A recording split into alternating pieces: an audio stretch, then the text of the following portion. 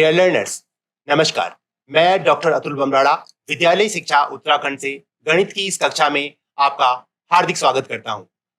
आज की इस कक्षा में हम कक्षा 4 की पुस्तक गणित का जादू के अध्याय 1 ईंटों से बनी इमारत के बारे में चर्चा करेंगे। इस कक्षा में हमारी चर्चा के बिंदु रहेंगे। हम इसमें अध्ययन करेंगे पैटर्नों के बारे में कि पैटर्न क्या होते हैं, और साथ ही हम बात करेंगे कि हमारे दैनिक जीवन में पैटर्नों के क्या विभिन्न अनुप्रयोग हैं। तो आज की इस कक्षा में जो हम बात करने वाले हैं वो हम पैटर्नों के बारे में बात करने वाले हैं। तो हम शुरुआत करेंगे एक कहानी से जो कि है विद्यालय जागृति स्कूल के बारे में। तो जागृति स्कूल में ईंटों का पैटर्न, जैसे कि हम सब ने देखा है कि हमारे पास जितनी भी जो इमारतें हैं वो या तो पत्थर से बनी हुई होती हैं या ईंटों से बनी हुई होती हैं। तो आज हम जो चर्चा करेंगे वो हम चर्चा करेंगे जागृति स्कूल में ईंटों के पैटर्न के बारे में। यह मुर्शिदाबाद, पश्चिम बंगाल, तो पश्चिम बंगाल का कोई शहर है मुर्शिदाबाद, वहां पर एक स्कूल है जागृति स्कूल। जब इसकी इमारत बनवाई जा रही थी तब दीवारों और फर्श पर ईंटों के पैटर्न बनवाने की योजना थी। तो वहां पर उन्होंने क्या योजना बनाई कि दीवारों और फर्श पर जो हम पैटर्न्स बनाएंगे वो काय के पैटर्न्स बनाएंगे, ईंटों के पैटर्न्स बनाएंगे। जमाल, कालू और पियार नाम के राजमिस्त्रियों को यह काम पूरा करना था। तो तीन जो राजमिस्त्री थे, जमाल, कालू और पियार, उनको यह काम दिया गया कि आप ईंटों के पैटर्न कैसे बनाएंगे दीवारों पर और फर्श पर। वे स्कूल की इस इमारत के लिए कुछ नया करना चाहते थे। वो क्या करना चाहते थे? कुछ नया करना चाहते थे। वो यह करना चाहते थे कि ये जो स्कूल हो बिल्कुल कुछ अलग ही दिखे। यहाँ पर जो पैटर्न्स हो दीवारों और फर्शों पर, फर्श पर, वो बहुत ही अच्छे दिखने चाहिए। इसलिए वे अपने दूसरे दोस्तों के साथ मुर्शीद कुली खान का पुराना मकबरा देखने गए। तो वहां पर एक कोई पुराना मकबरा था मुर्शीद कुली खान का। तो ये जो तीनों जो राजमिस्त्री थे वो मकबरा देखने के लिए गए। तो ये देखिए, ये वो मकबरा है, मुर्शीद कुली खान का पुराना मकबरा। अब आप यहाँ पे देख रहे हैं, देखिए काफी सारे अच्छे अच्छे हमको चित्र दिखाई दे रहे हैं इस बिल्डिंग में।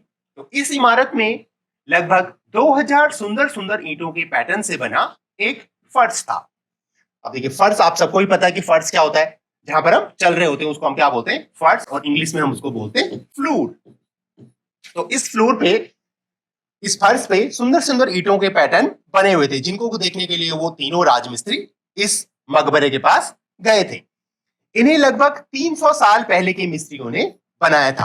तो आप कल्पना कीजिए कि आज से 300 साल पहले ये मकबरा जो मुर्शीद कुली खान का था वो बनाया गया था, जहां पर ये सुंदर सुंदर ईंटों के पैटर्न बनाए गए थे। इस इमारत में लगभग 2000 सुंदर सुंदर ईंटों के पैटर्न से बना फर्श है। ये जो मकबरा है ये अभी भी वहां पर है, और वहां पर जो फर्श है, जो बड़ा सा फर्श है, वहां पर 2000 सुंदर सुंदर ईंटों से बने हुए पैटर्न्स हैं। इन्हें लगभग 300 साल पहले के मिस्त्रियों ने बनाया था। अब देखिए, यहां पर हमारे पास दो चीजें आई हैं, एक आया है 2000 और एक आया है 300। तो हम लिखने की कोशिश करते हैं इनको कि 2000 कैसे लिखा जाता है। जैसे कि आपने पिछली कक्षाओं में पढ़ाई है कि 2 और उसके आगे हम 3 शून्य लगाते हैं, इकाई, दहाई, सैकड़ा और हजार। तो इसको हम क्या लिखते हैं? 2000। इसी प्रकार से हम हजार की कुछ और संख्याएं लिख सकते हैं। जैसे कि अगर हम लिखना चाहे 2511, अगर हम लिखना चाहें 2511, तो ऐसे लिखा जाता है 2511। सबसे पहले हम इकाई की संख्या लिखते हैं, फिर दहाई की, फिर सैकड़ा की और फिर हजार की। इसी प्रकार अगर हम लिखना चाहें, जैसे हमारे पास जो अभी साल चल रहा है वो हमारा कौन सा साल चल रहा है? 2023। तो 2023 के लिए 4 अंकों से बनी संख्या होती है हजार की, और 10,000 की संख्या होती है 5 अंकों से बनी। तो ये हो गया इकाई, ये हो गया आपका दहाई, ये हो गया आपका सैकड़ा और ये हो गया आपका हजार। इसको हम कहते हैं 2023। तो वैसे ही जो ये इमारत थी इसमें 2000 सुंदर सुंदर ईंटों से बना हुआ एक बहुत बड़ा फर्श था। इन्हें लगभग 300 साल पहले के मिस्त्रियों ने बनाया था। 300 साल, 3 और डबल जीरो, ये हो गया आपका 300। तो 300 साल पहले के मिस्त्रियों ने ये जो मकबरा था, यहाँ पर जो सुंदर सुंदर जो ईंटों से बने हुए जो पैटर्न्स थे वहां पर उसका निर्माण किया था। अब देखिए, अब हमारे पास, अब हम बातें कर रहे हैं कि पैटर्न है। तो पैटर्न क्या होता है? अब आखिर ये पैटर्न है क्या और कहां कहां पर होते हैं ये पैटर्न्स? तो हम ये समझने की यहाँ पर कोशिश करते हैं कि ये पैटर्न क्या है। दोहराई जाने वाली वस्तुओं, आकृतियों या संख्याओं के अनुक्रम को ही पैटर्न कहा जाता है। देखिए यहां पर कुछ इंपॉर्टेंट चीजें आई हैं। एक तो आई है वस्तुएं, मतलब पैटर्न में क्या हो सकती है, कोई वस्तुएं हो सकती हैं, कोई आकृतियां हो सकती हैं या कोई संख्याएं हो सकती हैं। वस्तुएं तो आपको बताएंगे कि वस्तुएं क्या हो सकती हैं, जैसे पेन हो सकती है, पेंसिल हो सकती है, रबड़ हो सकता है, आपका इरेजर हो सकता है जिसे आप कटर भी बोलते हो। आकृतियां हो सकती हैं, आकृतियां हमारे पास जैसे ये है, कोई त्रिभुज हो सकता है, कोई वर्ग हो सकता है, कोई आयत हो सकता है, और साथ ही कोई संख्याएं हो सकती हैं। कोई एक अंकीय संख्या हो सकती है, दो अंकीय संख्याएं हो सकती हैं, या उससे अधिक की भी कोई संख्याएं हो सकती हैं। तो संख्याओं के अनुक्रम को, तो उनका जो सीक्वेंस होता है, इंग्लिश में अनुक्रम को बोलते हैं सीक्वेंस। तो ये जो सीक्वेंस होता है, ये अगर एक सीक्वेंस में है तो उसको ही हम क्या कहते हैं, पैटर्न कहते हैं। जैसे अब देखिए यहां पर आपको दिखाई दे रहा है, यहां पर एक आपको त्रिभुज दिखाई दे रहा है, फिर एक वर्ग दिखाई दे रहा है, फिर एक त्रिभुज दिखाई दे रहा है, फिर एक वर्ग दिखाई दे रहा है, फिर एक त्रिभुज दिखाई दे रहा है, फिर एक वर्ग दिखाई दे रहा है, फिर एक त्रिभुज दिखाई दे रहा है। अगर हम इसके आगे के पैटर्न की अगर हम बात करें तो इसके बाद क्या आना चाहिए, त्रिभुज पैटर्न, त्रिभुज, उसके बाद फिर वर्ग, फिर त्रिभुज, फिर वर्ग, और लास्ट में यहाँ पर त्रिभुज आए तो इसके बाद फिर क्या आना चाहिए, एक पीले रंग का एक वर्ग आना चाहिए। तो इसी क्रम में इसी को ये किसका पैटर्न हुआ यहाँ पर, अगर हम बात करें कि ये काय का पैटर्न है, हमने बात की थी वस्तुओं की, आकृतियों की और संख्याओं की। तो ये वाला जो पैटर्न है, ये वाला पैटर्न है आपका आकृतियों का। यहां पर हमने दो आकृतियां प्रयोग की हैं, एक त्रिभुज का प्रयोग किया है और एक वर्ग का प्रयोग किया है। इसी प्रकार हमारे पास एक दूसरा अनुक्रम है, ये है संख्याएं। हमने कहा था ना वस्तुएं, आकृतियां या संख्याएं। तो यहां पर ये जो दूसरे वाला जो पैटर्न है वो है संख्याओं का। तो यहां पर है 4, फिर है 8, फिर है 12, 16, 20, 24। अब देखिए ये क्या सीक्वेंस है, ये क्या अनुक्रम है। क्या आपको जो ये दिख रहे हैं यहाँ पर ये नंबर्स, ये आपको आपने कहीं देखे हैं ये नंबर्स? जी हाँ, ये नंबर्स हमने देखे हैं कहाँ, 4 के पहाड़े में। तो ये 4 का पहाड़ा है, 4 एकम 4, 4 दूने 8, 4 तीन 12, 4 चौको 16, 4 पंजे 20 और 4 छक्के 24। यहाँ पर जो दो संख्याएं हैं इनके बीच कितने का अंतर है, 4 का अंतर है। फिर ये दो संख्याएं हैं, इनके बीच भी 4 का अंतर है। ऐसे ही जितनी भी संख्याएं हैं सबके बीच 4 का अंतर है। वैसे ही अगर हम इसको आगे कंटिन्यू करें, आगे बढ़ाएं इस पैटर्न को, तो उसके बाद क्या संख्या आनी चाहिए, 24 में हम क्या जोड़ देंगे, 4 जोड़ देंगे। तो 24 धन 4 बराबर 28, या अगर हम पहाड़ा पढ़े तो 4 छक्के 24 और 4 सत्ते 28। तो ये है पैटर्न, दोहराई जाने वाली वस्तुओं, आकृतियों या संख्याओं के अनुक्रम को हम क्या कहते हैं, पैटर्न कहते हैं। अब देखिए जो राजमिस्त्री थे, जब वो वहां पर गए, जब वो मकबरा देखने के लिए गए, तो वहां पर उन्हें कुछ ऐसे पैटर्न्स दिखाई दिए। देखिए एक पैटर्न तो उनको ये दिखाई दिया जो फर्श पे था, दूसरा उनको एक ऐसा पैटर्न दिखाई देगा। यहाँ पर देखिए आपको पैटर्न्स दिखाई दे रहेंगे, ये इस टाइप के पैटर्न्स, ये उन्होंने ईंटें लगाई हुई हैं, ईंटें उन्होंने इस शेप में लगाई हुई हैं। एक देखिए यहाँ पर ईंटों की एक लाइन है, फिर ये लाइन है, ये सारे क्या है, ईंटों के पैटर्न्स हैं। वैसे यहाँ पर देखिए ये ईंटों का एक पैटर्न है।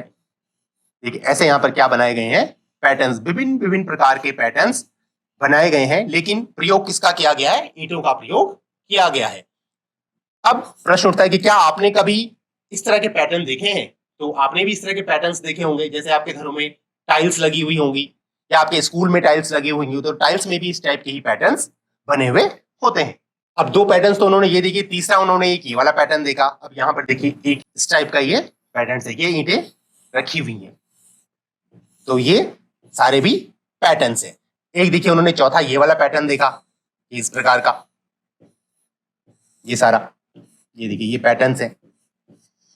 वैसे ही उन्होंने पांचवा एक इस प्रकार का पैटर्न देखा, जैसे मंदिर की आकृति आप इसे बोल सकते हैं, या आप इसे मस्जिद की आकृति भी बोल सकते हैं। जैसे मस्जिदों में या मंदिरों में इस प्रकार के दरवाजे होते हैं या गुंबद होते हैं, तो इस प्रकार के उन्होंने सारे वहां पर पैटर्न्स देखे। इस तरह के पैटर्न्स भी आप देखिएगा अपने आसपास, आपको इस तरह के बहुत सारे पैटर्न्स वहां पर दिखाई देंगे। अब जब वो उस मकबरे को देख के आ गए, तो उसके बाद सभी मिस्त्री जोश के साथ वापस आए। जमाल ने कहा, उन दिनों ईंटों के कितने सुंदर पैटर्न्स बनाए जाते हैं। अब देखिए यहाँ पर फिर पैटर्न्स की बात हुई है। तो ये जितने भी डिजाइन हैं, ये डिजाइन, ये डिजाइन, ये डिजाइन, ये डिजाइन और जितने भी सारे डिजाइन हैं, ये सारे ही क्या कहलाते हैं? पैटर्न कहलाते हैं। तो वो एक दूसरे से बातें कर रहे हैं और उनमें से जो जमाल जो राजमिस्त्री हैं वो कह रहे हैं कि ईंटों के देखो कितने सुंदर सुंदर पैटर्न बनाए जाते थे आज से लगभग 300 साल पहले, हमने तो इन्हें भुला ही दिया था। अब वो बात कर रहे हैं कि आजकल क्या हो रहा है, हम इनको नहीं बना रहे हैं, क्योंकि आजकल हम किसका प्रयोग कर रहे हैं? ज्यादातर हम टाइल का प्रयोग कर रहे हैं, क्योंकि टाइल में बने बनाए डिजाइन आते हैं, उसके लिए बहुत ज्यादा मेहनत नहीं करनी पड़ती। लेकिन ये जो काम है, इस काम के लिए क्या है, बहुत ही ज्यादा मेहनत लगती है। चलो हम भी इस स्कूल के फर्श पर कुछ नए नए पैटर्न बनाते हैं। तो अब जब वो वहां से घूम के आ गए, उसके बाद उन्होंने ये योजना बनाई कि अब चलो हम कोशिश करते हैं और स्कूल के फर्श पे कुछ नए नए प्रकार के पैटर्न्स बनाते हैं। हर मिस्त्री ने अलग अलग तरह के पैटर्न बनाए। अब 3 मिस्त्री थे, तो तीनों मिस्त्रियों ने अपने अपने दिमाग का प्रयोग कर, अपनी अपनी कला का प्रयोग कर विभिन्न विभिन्न प्रकार के ईंटों से पैटर्न बनाए। स्कूल को अपनी सुंदर इमारत पर गर्व महसूस होता है, क्योंकि ये देखिए, ये जो इमारत है वो आज भी है वहां पर, जो स्कूल है, जो जागृति स्कूल, तो वो जो विद्यालय है उसको अपनी इस इमारत पर आज भी गर्व महसूस होता है, क्योंकि उन्होंने बहुत ही अच्छी उसमें पैटर्न्स बनाए हैं मिस्त्रियों ने। अब बच्चे उस फर्श पर खेलते और गाते हैं और नए नए पैटर्न खुद भी बनाते हैं। अब देखिए, वहां जब बच्चे जो पढ़ने वाले हैं, वो बच्चे जब उन पैटर्न्स को देखते हैं उस इमारत पे, तो उस इमारत को देख देख के वो भी क्या करते हैं, बच्चे खुद ही अपने अपने कुछ नए नए पैटर्न्स बनाते हैं, डिजाइन करते हैं, अपनी नोटबुक्स पे बनाते हैं। वैसे आप भी कोशिश कीजिएगा कि जैसे ये पैटर्न्स यहाँ पर दिखाई दे रहे हैं, इन पैटर्न से आप भी अपनी नोटबुक पे कुछ नए नए पैटर्न बनाने की कोशिश कीजिएगा। लेकिन उसमें क्या होना चाहिए, एक अनुक्रम होना चाहिए, सीक्वेंस होना चाहिए, क्योंकि पैटर्न में जो सबसे इंपॉर्टेंट जो बात है वो क्या है कि उसमें एक सीक्वेंस होता है। जैसे यहाँ पर देखिए, ये ईंट है, एक ईंट है, 2 ईंट है, 3 ईंट है, ये सारी क्या है, पड़ी हुई रखी हुई है ईंटें। तो ये सब क्या है, एक सीक्वेंस है, एक अनुक्रम है। वैसे ही देखिए, इस यहाँ भी पड़ी हुई ईंटें रखी गई हैं, ये सब क्या है, एक सीक्वेंस में है। तो जब भी हम पैटर्न की बात करेंगे तो उस पैटर्न में क्या होना चाहिए, एक सीक्वेंस होना चाहिए, वो बहुत ही इंपॉर्टेंट है। अब देखिए, वो जो मिस्त्री थे उन्होंने देखिए कैसे कैसे पैटर्न्स बनाए। एक देखिए, उन्होंने ये पैटर्न बनाया को, तो कोई दूसरे मिस्त्री थे, उन्होंने ये बनाया, फिर उन्होंने एक ये पैटर्न बनाया। अब देखिए, इस पे एक प्रश्न मैं आपसे पूछना चाहता हूं कि कौन से पैटर्न को शीशे में एक समान दिखने वाले 2 हिस्सों में बांटा जा सकता है। अब जो हमारा सवाल है, शीशा तो देखिए आप सबने देखा है, तो शीशा, उस ये जो क्वेश्चन है, वो क्वेश्चन ये आपसे पूछना चाहता है कि अगर हम यहां पर माना एक शीशा रख दें ठीक बीचों बीच में, यहां हम ऐसे रख सकते हैं शीशा, यहां हम ऐसे रख सकते हैं शीशा। तो मतलब अगर हम शीशा रख दें तो नीचे वाला पोर्शन तो क्या हो जाएगा, इधर वाला पोर्शन ढक जाएगा। अगर हम यहां पर शीशा रखते हैं, तो यहां पर अगर हम शीशा रख दें तो क्या इधर की जो आकृति है, क्या जो नीचे की आकृति है, वो शीशे की दूसरी तरफ बिल्कुल वैसी ही आकृति बननी चाहिए। तो आप देखिए कि इनमें से कौन सा चित्र ऐसे है जिसमें हम बीच में शीशा रखें और जो शीशे की एक तरफ जो आकृति दिखाई देगी, दूसरी तरफ भी बिल्कुल वही आकृति दिखाई देनी चाहिए। और आपको इसमें कोशिश ये करनी है कि आपको या तो शीशा जो है ऐसे आप रख सकते हैं, इसको हम शीशा मान लेते हैं, या हम शीशा ऐसे भी रख सकते हैं। ये आपके पास विकल्प है कि आप कोई सा भी विकल्प का प्रयोग कर सकते हैं। वैसे ही कुछ इस तरह के डिजाइन वहां पर उन्होंने मिस्त्रियों ने बनाए। अब यहां पर भी आपको देखना है, इन तीनों जो घौ, गौ और चौ है, इसमें भी आपको कोशिश करनी है कि शीशा रखना है और शीशा रख के कोशिश करनी है कि अगर आपको वही पैटर्न दिखाई देते हैं तो आपको अपनी नोटबुक में उसमें टिक लगा देना है, और अगर नहीं बनते हैं तो आपको उसमें कुछ भी नहीं करना है, या आप उसमें क्रॉस का निशान भी लगा सकते हैं। ऐसे कुछ और पैटर्न्स उनके सामने आए। अब यहां पर जो क्वेश्चन है वो क्वेश्चन है कि कौन सा पैटर्न वृत्त के आकार में है। अब यहां पर देखिए 3 पैटर्न्स है, छौ, जौ और झौ। तो यहां पर कौन से पैटर्न में आपको वृत्त के आकार में दिखाई दे रहे हैं। अब देखिए, यहां पर एक वृत्त का आकार यहीं पर बना हुआ है, ये देखो ईंट उन्होंने क्या में लगा रखी है, गोले में लगा रखी है। तो यहां पर वृत्त के आकार में दिखाई दे रहा है, थोड़ा सा दिखाई दे रहा है, सिर्फ एक ही ईंट वृत्त के आकार की दिखाई दे रही है। ऐसे ही हमारे पास 2 और पैटर्न्स हैं, और यहां पर हमको कौन सा पैटर्न वृत्त के आकार में है, तो यहां पर एक जो ये वाला जो पैटर्न है, ये पूरा पैटर्न ही क्या है, वृत्त के आकार में ही पूरा बनाया गया है। सारी जो ईंटें हैं, ईंटों को तोड़ के उनको एक राउंड शेप में एक डिजाइन बनाया गया है फर्श का, और इसको हम बोल सकते हैं कि ये जो पैटर्न है ये पूरा क्या है, वृत्त का पैटर्न है।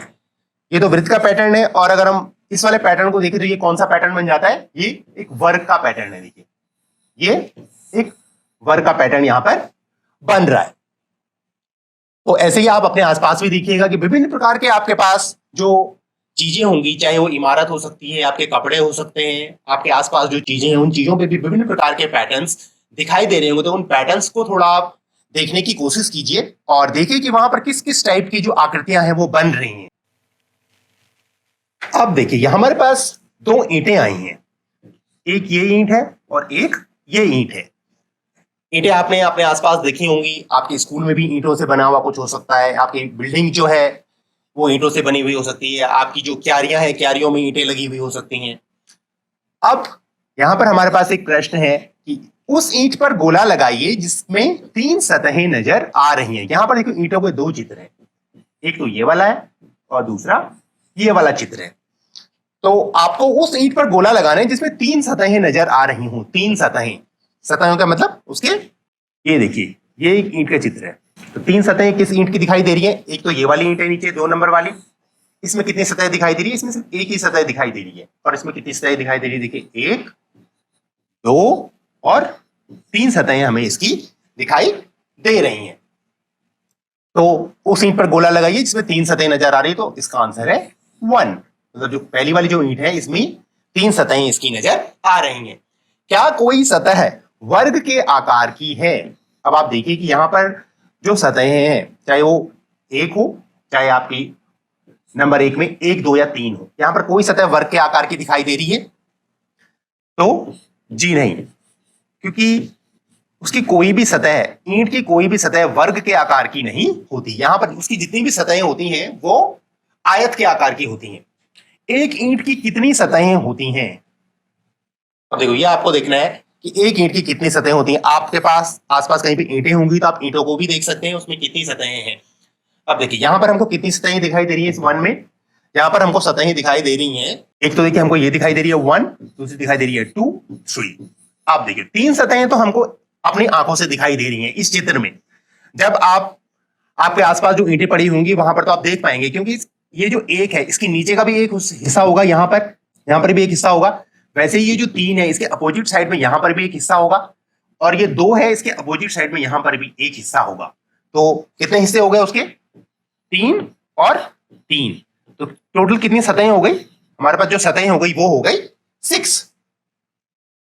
अब जो चौथा जो क्वेश्चन है वो है ईंट की सबसे छोटी सतह का चित्र बनाइए। तो यहां पर सतहें दिखाई दे रही है, क्योंकि एक जो सतह है, जैसी एक सतह है वैसी ही नीचे की सतह भी है, तीसरी जो सतह है वैसी उसके अपोजिट साइड में भी है, और दूसरी साइड के अपोजिट में भी सेम साइड है। तो अब जो तीसरी वाली जो सतह है यहां पर सबसे छोटी दिखाई दे रही है, तो अब वो बोल रहे हैं कि आपको उसका क्या बनाना है? चित्र बनाना है।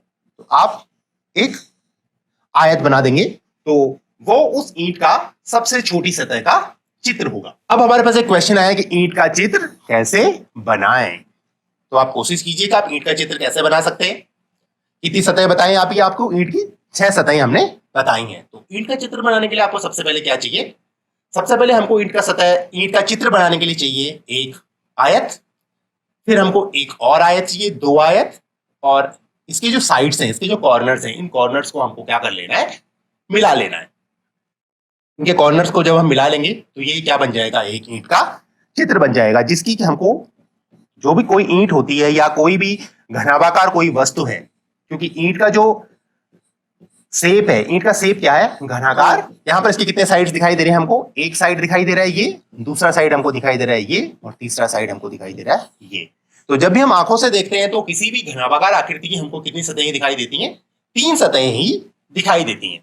तो ईंट का चित्र बनाना आसान है, एक बार फिर से कोशिश करते हैं। सबसे पहले आपको क्या लेना है? एक आयत लेना है, फिर आपको एक दूसरा आयत लेना है, और उसके जो साइड्स हैं उन साइड्स को मिला लेना है। तो उससे क्या बन जाएगा? एक ईंट का चित्र बन जाएगा, जो कि एक घनाभाकार क्या है? आकृति। हमारे पास एक क्वेश्चन है, नीचे बनाई गई आकृतियों में कौन कौन सी ईंट की सतहों को दर्शाती है? तो यहां पर कुछ चित्र बने हुए हैं, जैसे देखिए एक चित्र ये बना हुआ है, एक ये बना हुआ है, ये बना हुआ है, ये, और कई सारे हमारे पास यहाँ पर चित्र बने हुए हैं। तो अब कौन सी जो आकृति है वो ईंट की सतहों को दर्शाती है? अभी आपने ईंट बनाई है और अभी हमने ईंट देखी भी है, तो इस वहां पर कौन कौन सी जो आपको आकृतियां हैं वो लग रहा है कि इसमें ईंट की आकृति हो सकती है? आप सोचिए थोड़ा क्या हो सकता है। सबसे पहले हमने क्या लिया था, एक आयत लिया था। ये आपका ईंट की एक साइड है, एक सतह है। तो एक तो हमारे पास ये वाली जो आकृति है वो ईंट की आकृति है। ये देखिए ये क्या है, ये वर्ग है, तो वर्ग तो होता नहीं है। ये वाली जो आकृति है, ये वाली आकृति ईंट की सतह नहीं है, अगर ईंट टूटी हुई नहीं है तो। यहाँ पर जो क्वेश्चन है वो एक पूरी जुड़ी हुई ईंट के लिए है जो कि अभी टूटी नहीं है। तो ये टूटी ईंट का साइड तो हो सकता है, लेकिन जो अभी नई ईंट है उस नई ईंट का शेप नहीं हो सकता, उसकी सतह नहीं हो सकती। ये भी नहीं हो सकता, वैसे ये भी नहीं हो सकता, ट्रायंगल भी नहीं हो सकता, त्रिभुज, ये षटभुज भी नहीं हो सकता। अब हमारे पास यहाँ पर क्या आया है, फिर से एक आयत है। तो ये कॉर्नर वाली जो साइड है वो साइड हो सकती है। तो ये यहाँ पर जो दो आकृतियां हैं, दो आकृतियां क्या है, एक ये वाली आकृति और एक ये वाली आकृति। ये दो आकृतियां ईंट की सतहों को दर्शाती हैं। फिर से हमारे पास एक फिर से क्वेश्चन आया है, इनमें से कौन सा चित्र ईंट का है। अब आप देखिए, थोड़ा ध्यान से देखिए कि इनमें कौन सा जो चित्र है वो ईंट का आपको नजर आ रहा है। एक देखिए ये है, एक फिगर ये है, एक फिगर ये है, एक ये है और एक ये है। कौन सा नजर आ रहा है? अभी हमने ईंट का चित्र बनाया था, एक ये वाला, तो ये वाला किसका है, ईंट का चित्र है। वैसे ही अगर इसको भी हम ध्यान से देखें तो ये भी एक ईंट का चित्र नजर आ रहा है। तो ये जो दो चित्र हैं वो किसके हैं, ईंटों के हैं। अब देखिए, आपने आसपास बहुत सारी दीवारें देखी होंगी। तो एक दिन क्या हुआ कि मुनिया और जैनब, दो बच्चे हैं, ईंटों के साथ खेल रहे थे और अपनी अपनी दीवारें बना रहे थे। जो दोनों देखिए क्या कर रहे हैं, उनके पास कुछ ईंटें पड़ी हुई थी और वो कोशिश कर रहे थे, जैसे हम खिलौनों के साथ खेलते हैं वैसे वो क्या कर रहे थे, ईंटों के साथ दोनों बच्चे खेल रहे थे। तो उन्होंने क्या करी, एक दीवार बनाने की कोशिश की। दोनों ने अलग अलग तरह की दीवारें बनाई। अब दो बच्चे हैं, जैनब, तो जैनब ने इस प्रकार की एक क्या बनाई, दीवार बनाने की कोशिश की। एक ईंट उसने रखी और दूसरी ईंट उसने ऐसी रखी और ऐसा उसने कुछ पैटर्न्स बनाए ईंटों के, और उससे दीवार भी एक बनती चली गई। वैसे ही मुनिया ने भी कोशिश की। मुनिया ने यहाँ पर 9 ईंटों का प्रयोग किया और उसने ईंट के ऊपर सीधे ही ईंट क्या रखनी शुरू कर दी, प्रारंभ कर दी। तो यहाँ पर एक दीवार मुनिया ने बनाई और एक दीवार जैनब ने बनाई। अब आपको क्या लगता है कि कौन सी दीवार अधिक मजबूत होगी और क्यों? अब आप सोचिए और बताइए कि एक जो दीवार जैनब ने बनाई है और दूसरी जो दीवार मुनिया ने बनाई है, इनमें से कौन सी जो दीवार है वो ज्यादा पक्की होगी और जिसकी गिरने की जो संभावना है वो कम रहेगी, और क्यों? तो देखिए, यहां पर जो जैनब ने एक दीवार बनाई है उसने क्या किया है, एक दो ईंटें रखी हैं और दो ईंटों को ठीक सेंटर में उसने क्या रखी है, एक तीसरी वाली ईंट रखी है। तो ये वाली जो दीवार है, जैनब वाली जो दीवार है वो क्या होगी, देर में गिरेगी, क्योंकि उसने ईंट के ऊपर ईंट नहीं रखी। जबकि मुनिया ने क्या किया, ईंट के ऊपर ईंट रखी, तो इसकी गिरने की संभावना क्या रहेगी, हमेशा अधिक रहेगी। तो इसलिए जो जैनब ने जो दीवार बनाई है वो ज्यादा मजबूत होगी। और क्यों? क्योंकि उसने क्या किया, जोड़ को, यहाँ पर जो उसका कनेक्शन था जहां पर दोनों ईंटें जुड़ रही थी, वो उसने जो जोड़ था उसको क्या कर दिया, दबा दिया। तो वो जोड़ जब दब गया तो उससे जो संभावना है उस दीवार के गिरने की वो क्या हो गई, कम हो गई। जिन मिस्त्रियों ने जागृति स्कूल बनाया था उन्होंने अलग अलग तरह के जाली के पैटर्न भी दीवार पर बनाए। अब देखिए, ये उस स्कूल का एक चित्र है जहां पर उन्होंने विभिन्न विभिन्न प्रकार के क्या बनाए, पैटर्न बनाए, झरोखे बनाए। अब देखिए, झरोखे का मतलब होता है जहां से आप कुछ चीजें देख सकते हैं।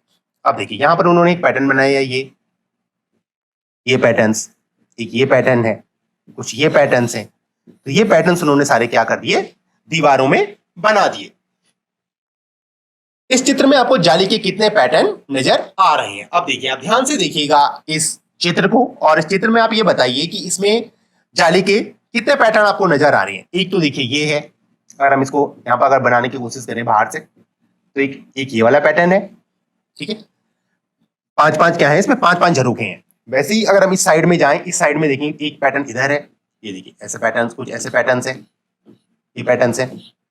अगर हम और नीचे आ जाएं तो यहाँ पर कुछ ऐसे पैटर्न्स हैं, ऐसे पैटर्न्स बनाए गए हैं।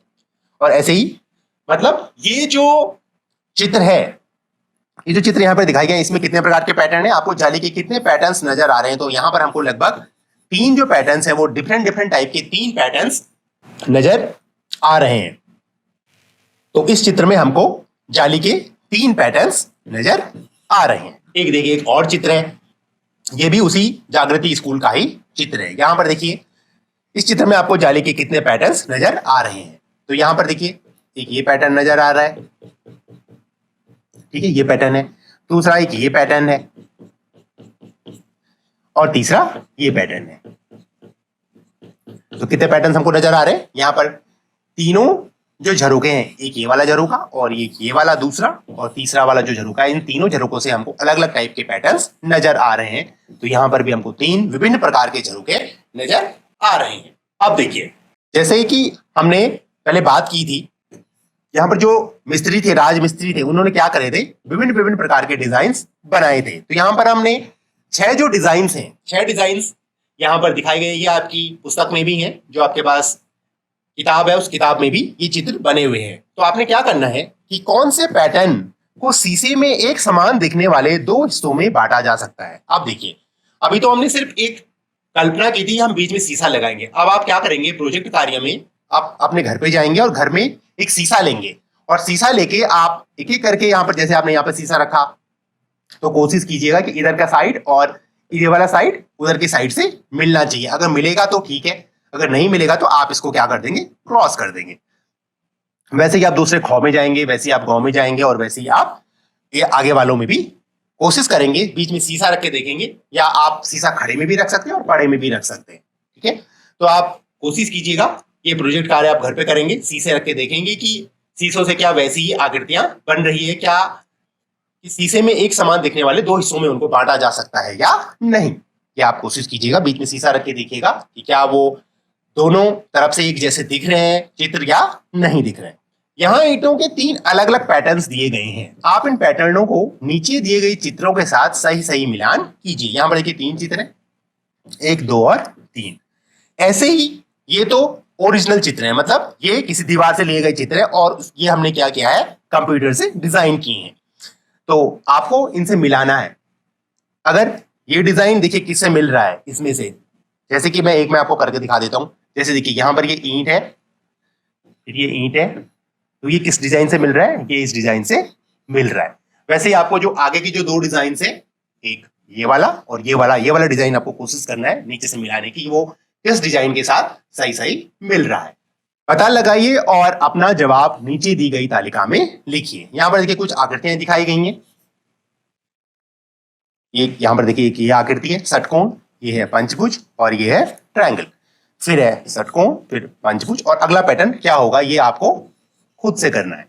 दूसरा, ये संख्याओं का कोई पैटर्न है, 11, 22, 33, 44, 55 और आगे क्या आएगा ये आपने यहाँ पर अपनी नोटबुक में लिखना है। इसी प्रकार ए, फिर है डी, फिर है जी, फिर है जे, फिर है एम। ये कोई अनुक्रम है, ये कोई पैटर्न है। तो इसी पैटर्न को फॉलो करते हुए आपको अगला जो अल्फाबेट होगा वो आपको अपनी नोटबुक में लिखना है कि वो आगे वाला क्या अल्फाबेट होगा। तो आज की जो एक कक्षा थी, आज की कक्षा में हमने चर्चा की कि पैटर्न क्या होते हैं और साथ ही हमने दैनिक जीवन में पैटर्नों के क्या क्या अनुप्रयोग है वो देखे। क्योंकि जो हमारा जो जागृति स्कूल है, जागृति स्कूल में विभिन्न विभिन्न प्रकार के पैटर्न जहां फर्श पे बने हुए थे, वहां पर हमने विभिन्न विभिन्न प्रकार के जो पैटर्न्स थे उनको देखा और उनको दैनिक जीवन में वहां पर कहां पे उन्होंने उसका प्रयोग किया, मतलब जो फर्श था उस फर्श पे कहां पर उन पैटर्न्स का प्रयोग किया गया, उसके बारे में हमने आज की इस कक्षा में चर्चा की। आशा करता हूं कि आज की इस कक्षा में की गई चर्चा को आप समझ पाए होंगे। फिर मिलते हैं एक अगली कक्षा में, तब तक के लिए धन्यवाद, नमस्कार।